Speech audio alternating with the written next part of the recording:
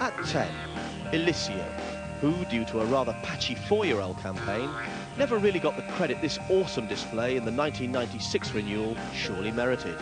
Made all, unchallenged, easily. In French, Elise means rotor blade. Jockey Olivier Pellier took time through the closing stages to try and signal the point. Pilsudski, Oscar Schindler and Swain took the minor honours. At 9, Rheingold, who was surprisingly dismissed by many British-trained pundits. Rheingold was a vastly better arc winner than many give him credit for.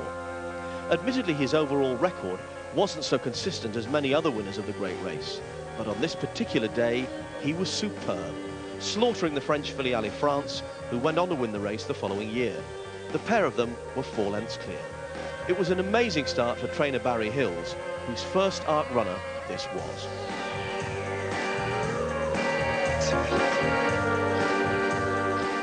In 8th place, Alleged, the 6th and most recent horse to win the Arc twice, and undeniably one of its best performers. His second success in 1978 was an almost unfussed, nonchalant performance. Never far off the pace, he galloped on with typical enthusiasm to put a comfy seal on matters. In 10 races, in 3 seasons, he was beaten only once.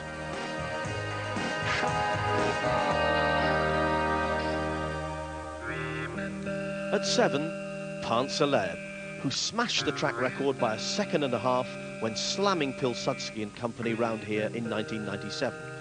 Now that statistic doesn't mean as much as you might think. After all, ground conditions vary enormously from year to year. This year, of course, they were fast. But the runner-up was a battle-hardened 5-year-old and looks a fine yardstick. After all, afterwards Pilsudski went on to win the Champion Stakes and the Japan Cup.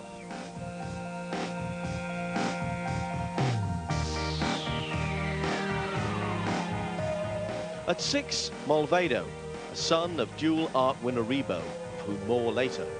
In 1961, from midsummer onwards, after a long spell on the sidelines with injury, he developed into an outstanding colt, winning his 4 races. And what of his arc display? Well, bearing in mind that he'd had no problems beating Right Royal, who'd won his previous 5 starts, Molvedo can't be regarded as anything but one of the elite.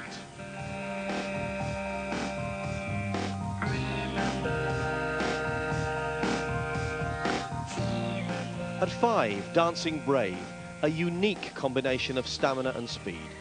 Few horses would have lived with him on the glorious afternoon he made his bid for the Arc. Part of a quality field, he overcame a poor draw under a brilliantly executed ride from Pat Edery. Like a prize fighter with a knockout punch, the Brave put it to sleep close home, short, sharp and sweet.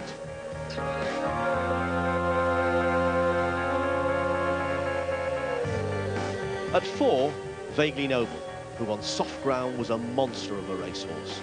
Here, with underfoot conditions tailor-made, he galloped the guts out of 16 rivals, 7 of which had won 11 European Classics between them. Sir Ivor, a horse good enough to win many an Arc, was a gallant runner-up, 3 lengths adrift, yet still upwards of 4 ahead of the remainder.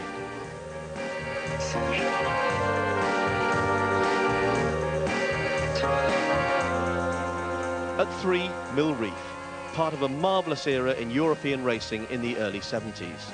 He went on to prove himself a superlative colt over middle distances before enjoying an almost equally brilliant career at stud. Compact, attractive, genuine, durable, he was almost perfection, and not surprisingly, was far too strong for this Arc field.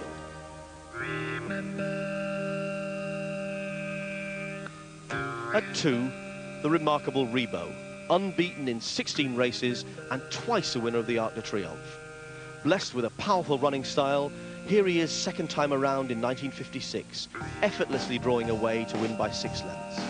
Versatile in terms of both going and distance, he enjoyed near legendary status in his native Italy, where on most of the occasions he raced, would-be punters merely had their stake money refunded. The bookies wouldn't lay it.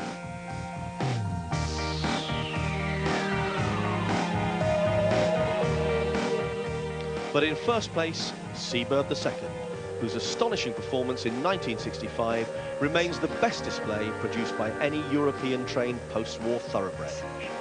After cruising along behind the leaders, he quickly pulled clear early in the straight, eventually winning by 6 lengths.